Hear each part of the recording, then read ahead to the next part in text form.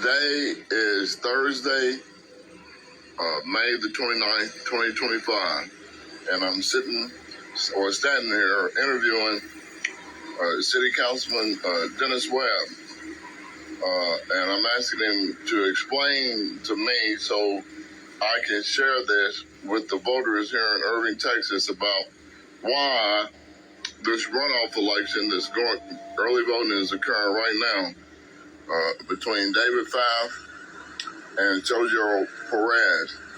Dennis, a lot of people have said that this is potentially one of the most important runoff elections in the history of the city of Irving, Texas. Can you explain to us what this election means?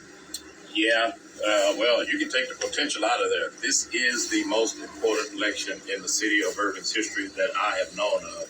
What you have is a political action committee called Families for Irving Political Action Committee, which is actually a front for outsiders who actually are the control of them. Sergio Perez is in a runoff with David Pfaff. That political action committee now has 4 council members on the city council. They get a fifth. They have total control of the city of Irving because it takes a 5-vote majority to pass anything. So what's at stake here is that if the citizens of Irving don't wake up, they're going to have a group of people who, most of them inexperienced and who have an agenda and who are controlled by outsiders making decisions in their city. And what that's going to mean is that, especially with their inexperience, you're going to have developers, and we've already got that kind of going on right now, not looking favorably about coming to Irving. You know, they can say what they want to about the Sands Corporation and the casino issue. That's a corporation that owns 170 acres of land and who are potentially going to put, $160 billion worth of investment in our city. You know, depending on whether you like casinos or not, that's not the issue here. Also, what's at stake is the future elections. You know, I've ran 5 campaigns, and all my campaigns have been such that anybody could have ran against me. Now we're at the point where the only people that's going to be able to run in elections in the future are those who are backed by big money PACs, like the Families for Irving. And so we also have gotten to a point now in our elections where we have consultants that work for these PACs that are running campaigns as though they're running campaigns at the federal level. A lot of smearing of people's reputations and character. I mean, the way they're doing David Pfaff is deplorable, but they don't care because it's all about them getting elected. You know, on top of that, they are running around here talking about this election is about casinos. We have made it clear. Everybody knows that the casinos is not, this is not about casinos. You won't have casinos here until the citizens of the state of Texas legalize it.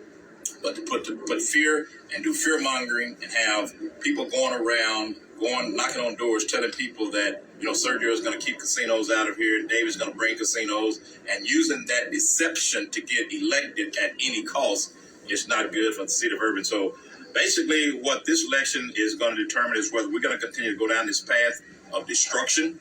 And what I mean by that is that, number one, the morale of the employees in City Hall right now, it's already declining because of the actions of some of these council members. The threat to fire everybody on the 4th floor that have been made by this PAC, people of this PAC, it's not good. So you cannot have a city whereby developers says, I don't want to come and have to deal with all of that. You don't want to have a city where you got council members such as Block, Mueller, and Canosa, who submit resolutions way past the deadline for which they were supposed to be submitted, violated our rules of procedures for putting on items on the agenda and getting away with it. And also you've got this Families for Impact candidates. They're stacking all the boards and committees with people for them. I'll give you a personal example, Daniel Denny, which is a gentleman that did an open records request on all of the representatives of the city of Irving, council members, everybody that had any conversation with the Sands. He's a P&Z commissioner. I tried to get him removed. The PAC and most of the council didn't want to remove him. but he was working on behalf of the Families for Irving's PAC when he did that, because he had access to any information that he wanted to have access to as a planning and zoning commissioner, and he was going to be also voting on that same case.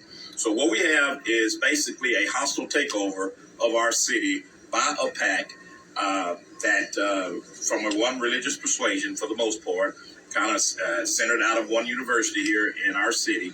And they just want to run the city. They have no really agenda that is positive for the city, because most of them don't have a clue of what they're doing. And so, therefore, to the citizens of Irving, take it from somebody who has been on the council for 12 years, take it from somebody who's been in the city, take it from somebody who ran with no agenda. I ran to serve the people. You have now in place